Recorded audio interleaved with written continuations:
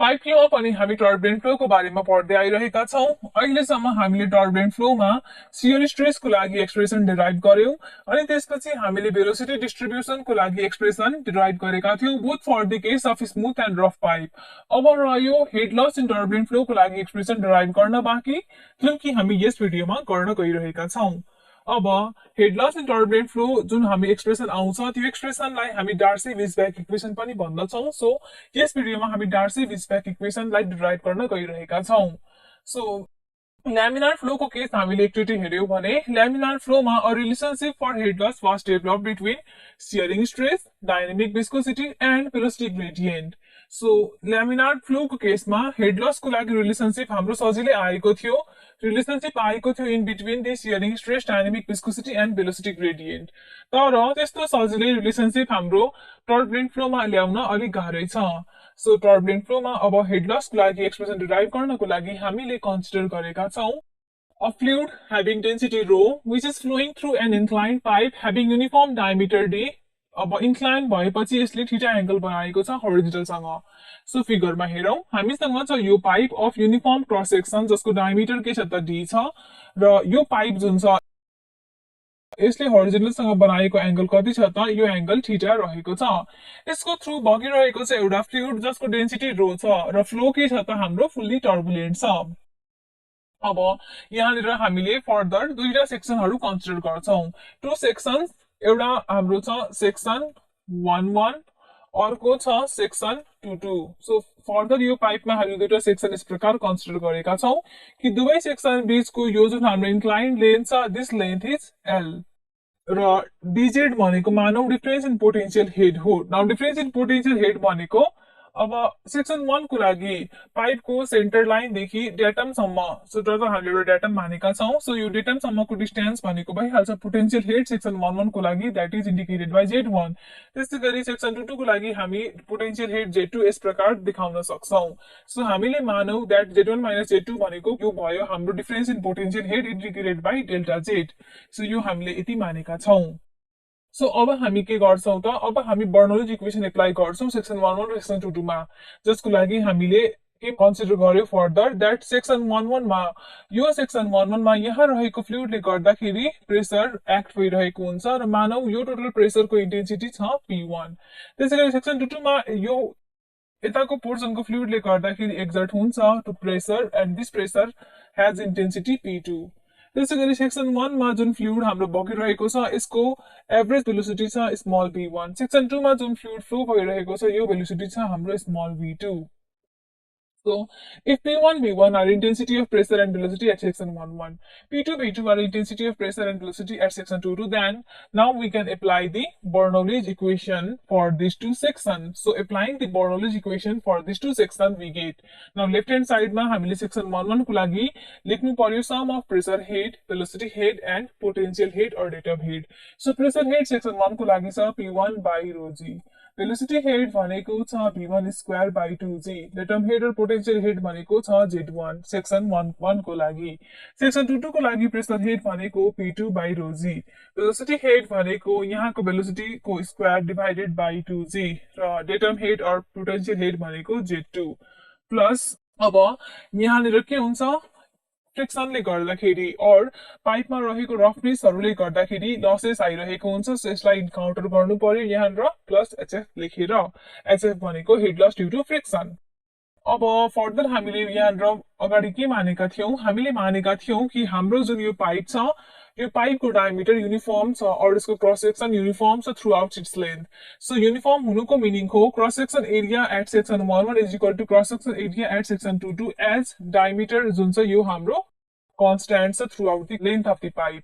So यसले गर्दाखेरि अब हामी यहाँ कन्टिन्युटी इक्वेसन यदि एप्लाई गर्यौं, कन्टिन्युटी इक्वेसन भनेको discharge at section 11 equals discharge at section 22 और a1 v1 equals a2 v2, then a1 a2 बराबर भएर क्यान्सल हुन्छ and we obtain velocity at section 11 of the flowing fluid equals to flowing velocity v2 at section 22। v1 हाम्रो v2 सँग बराबर आउँछ जस कारणले गर्दाखेरि यो इक्वेसनमा भेलोसिटी हेड जुन छ यो क्यान्सल आउट भइहाल्छ। सो अब यहाँबाट हामीसँग एउटा सिम्पल एक्सप्रेसन आएको छ फर हेड लस HF को लागि that is P1 minus P2 by rho G plus Z1 minus Z2 जसलाई डेल्टा Z ले इन्डिकेट गरेका छौं हामीले यहाँनेर। अब यो यसलाई हामी मानौ इक्वेसन 1। सो यो भयो हाम्रो इक्वेसन 1 हेडलेस को लागि जुन कि आएको छ सिम्पली बर्नोलिज इक्वेसनबाट। अब हामी फर्दर के गर्छौं हाम्रो जुन दुईटा सेक्सनहरु हामीले कन्सिडर गरेका छौं दुवै सेक्सन बीच हामीसँग यहाँनिर के छ त फ्लुइड एलिमेन्ट छ। अब यो फ्लुइड एलिमेन्ट जुन छ जुन कि मैले ह्यासिङ गरेर देखाइरहेको छु अब हामी यो फ्लुइड एलिमेन्टमा कुन कुन फोर्सहरु एक्ट भइरहेको छ त्यो फोर्सहरु कन्सिडर गर्दै छौं। फोर्सेस त्यो पनि along the direction of the flow यो डाइरेक्सनमा एक्ट हुने हामी फोर्सहरु अब लेख्न गइरहेका छौं। सो फ्लुइड यदि यो डाइरेक्सनमा फ्लो हुन्छ भने हामीलाई थाहा छ जहिले पनि पाइप फ्लोमा हाम्रो फ्लुइड फ्लो हुन्छ due to drop in pressure और यहाँनिर प्रेशर P1 छ यहाँनिर प्रेशर P2 छ। यो डाइरेक्सनमा फ्लुइडलाई फ्लो हुनको लागि P1 must be greater than P2 और pressure drop P1 minus P2 ले गर्दाखेरि के हुन्छ त फ्लुइड फ्लो हुन्छ। So one of the force भनेको त यो प्रेशर ड्रपले गर्दाखेरि आएको फोर्स हो and this force is equal to this pressure multiplied by the cross section area of the pipe. So यहाँनिर हाम्रो first force that is pressure force भनेको भइहाल्छ P1 minus P2 into cross section area of the pipe. Now अर्को force अर्को हाम्रो component of weight in the direction of the flow. अब वेटको component जुन कि फ्लो डाइरेक्सनमा भनेपछि अब यसको यो पोर्सनको आफ्नो सेल्फ वेट भनेको W यो एक्ट गर्छ भर्टिकली डाउनवर्ड डाइरेक्सनमा। अब फर्दर हामीलाई थाहा छ यो एंगल थीटा भने बाइ जियोमेट्री हाम्रो के हुन्छ यो सेन्टर लाइनसँग नर्मल जुन एउटा लाइन छ यो लाइनसँग यो वेटले थीटा एंगल नै बनाएको हुन्छ बाइ जियोमेट्री भनेपछि अब हामी रिजल्भ गर्न सक्छौं यो वेटलाई रिजल्भ गर्दाखेरि यो डाइरेक्सनमा भइहाल्छ W cos थीटा यो डाइरेक्सनमा भइहाल्छ हाम्रो W sin थीटा र direction of the flow that means along this डाइरेक्सनमा वेटको कम्पोनेन्ट भनेको हुन्छ साइन कम्पोनेन्ट और यहाँनिर हाम्रो के भइहाल्छ त यहाँनिर हाम्रो आउँछ W इन्टु sin थीटा। अब यो जुन हाम्रो वेट छ W यसलाई हामी लेख्न सक्छौं product of mass into acceleration due to gravity. Mass भनेको हाम्रो density into volume into acceleration due to gravity. Volume भनेको हाम्रो टोटल यो पोर्सनको भोल्युम दैट मीन्स यहाँको cross section area into this length. So rho into A into L into G भइहाल्छ हाम्रो weight जस कारणले गर्दाखेरि हाम्रो जुन छ W sin theta this can be expressed as rho A L G into sin theta. Now यो दुईटा फोर्सहरु भयो। थर्ड फोर्स भनेको छ ड्र्याग फोर्स और शियर फोर्स और frictional force and this force acts opposite to the flow direction। अब फ्लोलाई अवरोध गर्नको लागि फ्लोलाई रेसिस्ट गर्नको लागि आएको यो ड्र्याग फोर्स और शियर फोर्स सो यो कहाँनिर एक्ट हुन्छ त यो जुन छ हाम्रो यो बाउन्ड्रीमा एक्ट हुन्छ। सो यसलाई हामी यसरी यता देखाउन सक्छौं। सो यो डाइरेक्सनमा एक्ट हुन्छ हाम्रो यो शियर फोर्स और ड्र्याग फोर्स। अब यहाँनिर के हुन्छ त यो वाल्समा हाम्रो बाउन्ड्री शियर स्ट्रेस और वाल शियर स्ट्रेस एक्ट हुन्छ दैट इज इंडिकेटेड बाय टाउ नट। टाउ नट भनेको वाल शियर स्ट्रेस हो और बाउन्ड्री शियर स्ट्रेस हो। अब यो कहाँ एक्ट भइरहेको छ त टोटल हाम्रो यो कर्व सर्फेस एरिया जुन छ यो यति जुन पोर्सन हामीले कन्सिडर गरेका छौं दुईटा सेक्सनको बीचमा त्यहाँ एक्ट भएको हुन्छ। सो त्यो एरियालाई हामीले यो स्ट्रेससँग मल्टिप्लाई गरेपछि हामीसँग आउँछ फोर्स ड्यू टु ड्र्याग और शियर और friction. So tau naught into अब यो एरिया भनेको हुन्छ पेरिमिटर इन्टु लेन्थ। सो यो पेरिमिटर भनेको वेटेड पेरिमिटर हो। सो जुन पाइपको टोटल कति पोर्सनलाई पानीले छोएको छ त्यो पेरिमिटर। सो पाइपको भित्रपट्टिबाट हामीले भन्नु पर्दाखेरि पाइपको भित्रपट्टिबाट जुन पार्टलाई पानीले छोएको छ that means perimeter and this perimeter multiplied by length और that is curve surface area सँग मल्टिप्लाई गर्छौं हामी बाउन्ड्री शियर स्ट्रेसलाई र यसरी आउँछ यो फोर्स। सो यो फोर्स जुन छ यो अपोजिट टु दी फ्लो डाइरेक्सनमा एक्ट गरिरहेको छ यसलाई हामी माइनस ले लेखौं to indicate the direction that is opposite to the flow direction र भ्यालु हुन्छ tau naught into perimeter into length. So यसरी हामीसँग तीनटा डिफरेन्ट फोर्सहरु आयो। अब जुन हाम्रो फ्लुइड एलिमेन्ट छ त्यो फ्लुइड एलिमेन्टको त एक्सेलरेसन और नेट एक्सेलरेसन 0 छ। So as there is no acceleration in the direction of the flow fluid एलिमेन्टको नेट एक्सेलरेसन 0 छ in the flow direction therefore the resultant force must be equal to 0 र यो हामी कसरी गर्न सक्छौं from Newton's second law of motion that is summation F equals to mass into acceleration due to gravity. Acceleration 0 भएपछि यो हाम्रो भइहाल्छ 0।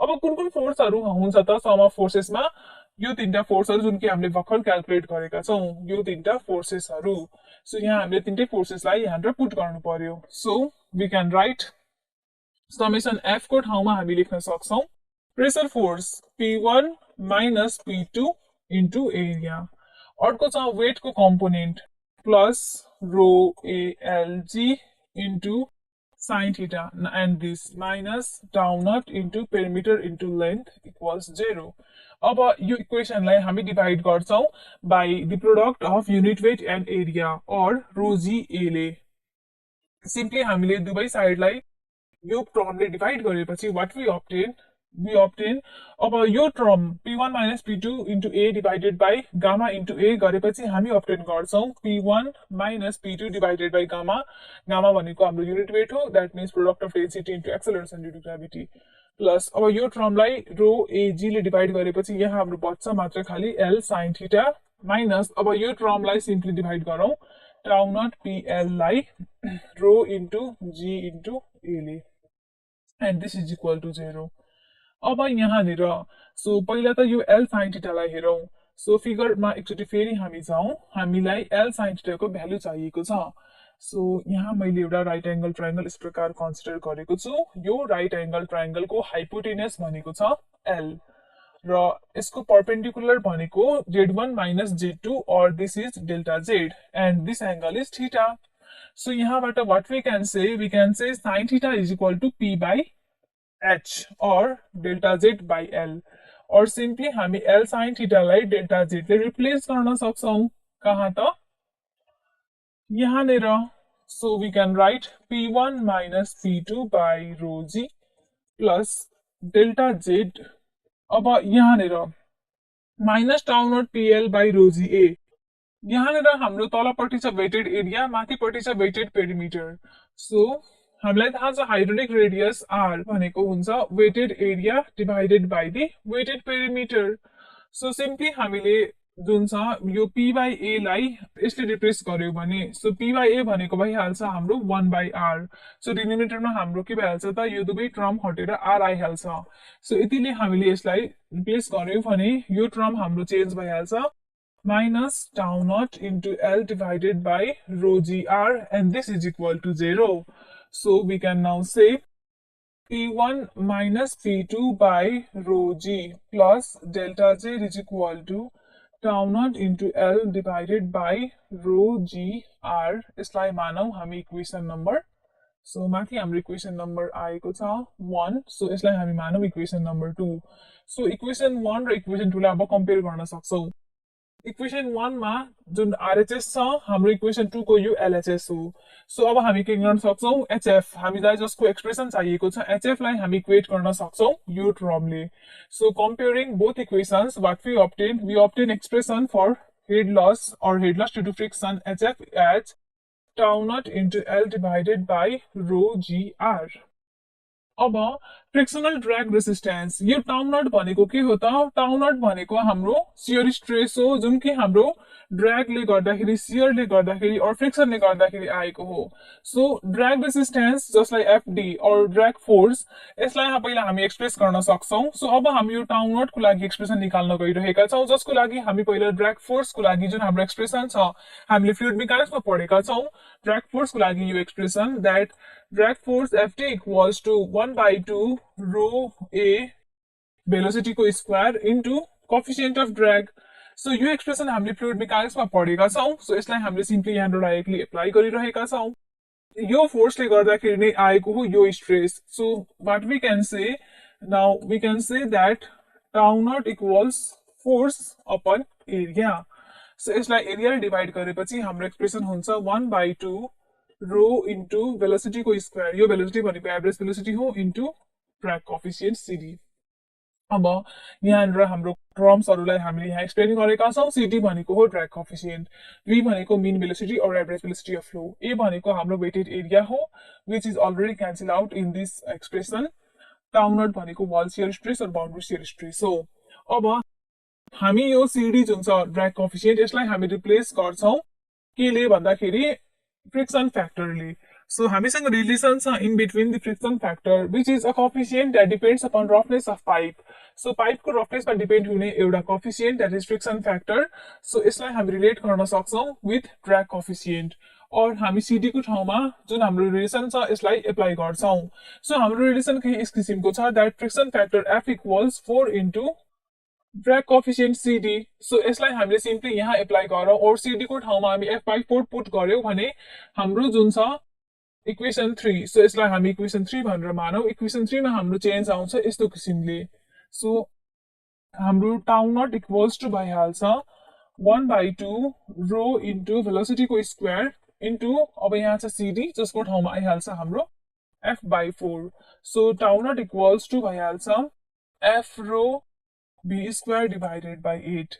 सो टाउ नट को जुन यो एक्सप्रेसन छ यो एक्सप्रेसनलाई हामी अब एप्लाई गरौँ हाम्रो हेड लस को इक्वेसनमा. सिम्पली हामीले टाउ नट को ठाउँमा अब यो भ्यालु पुट गर्नु पर्यो एन्ड पुट गरेपछि हामी अब्टेन गर्छौं expression for head loss HF equals to. So tau naught को ठाउँमा भइहाल्छ F rho v square divided by 8 tau naught into L divided by हाम्रो यहाँनिर छ rho g into R rho g R. So यो rho भइहाल्छ cancel र यहाँनिर हाम्रो हुन्छ FL v square divided by 8gr. अब r भनेको के हो त हाम्रो हाइड्रोलिक रेडियस हो. यसलाई हामीले पाइपको डायमिटरको टर्ममा एक्सप्रेस गर्यौं भने हाम्रो रिलेसन छ that d equals to 4r. So simply हामीले in terms of pipe diameter HF लाई एक्सप्रेस गर्यौं भने हाम्रो एक्सप्रेसन भइहाल्छ FL v square divided by 2gd. र यो एक्सप्रेसन यो भनेकै हाम्रो के हो त HF को लागि हाम्रो एक्सप्रेसन हो. सो यो जुन हाम्रो एक्सप्रेसन आएको छ यो भनेकै हाम्रो के हो त डार्सीज विजबेक इक्वेसन. सो यसलाई हामी भन्छौं head loss in turbulent flow. So यो एक्सप्रेसनबाट हामी हेड लस क्याल्कुलेट गर्न सक्छौं कतिखेर त जतिखेर पाइपमा टर्बुलेन्ट फ्लो अकर भइरहेको छ र यसलाई हामी भन्छौं डार्सी विजबेक इक्वेसन. अब यो एक्सप्रेसनलाई हामीले फर्दर यहाँ त हामीले मिन भेलोसिटीको टर्ममा एक्सप्रेस गरिरहेका छौं यसलाई हामीले further in terms of discharge express गर्यौं भने हामी यसलाई यसरी पनि लेख्न सक्छौं. सो HF भनेको हाम्रो in terms of mean velocity छ FL v square by 2gd. So हामीले के गर्नु पर्यो v लाई सब्स्टिट्युट गर्नु पर्यो डिस्चार्जले. So we can put FL q divided by a डिस्चार्जमा area whole square divided by 2gd or it is equal to FL q square. अब तलपट्टि हामीसँग छ a स्क्वायर. a भनेको हाम्रो के हो त pi upon 4 into d square हो. सो यो टोटल एरियाको स्क्वायर इन्टु 2gd त अलरेडी छँदै नै छ. So this is equal to FL q square divided by pi square into d to the power 4 into 2g into d र यो 4 square 16 भनेको माथि गइहाल्छ. सो यहाँबाट हामीसँग HF को लागि इक्वेसन आएको छ in terms of discharge that head loss due to friction equals to 8FL q square divided by pi square g d to the power 5. So यदि क्वेशनमा हामीसँग डिस्चार्ज छ in terms of mean velocity भने हामी directly यो expression use गरेर head loss को लागि expression निकाल्न सक्छौं. सो यसरी हामीले यस भिडियोमा डार्सी विजबेक इक्वेसनको बारेमा पढ्यौं यसलाई डिराइभ गर्यौं र हेड लस कसरी क्याल्कुलेट गरिन्छ जतिखेर हाम्रो पाइपमा टर्बुलेन्ट फ्लो भइरहेको छ यो कुरा हामीले राम्रोसँग बुझ्यौं. अब अपकमिङ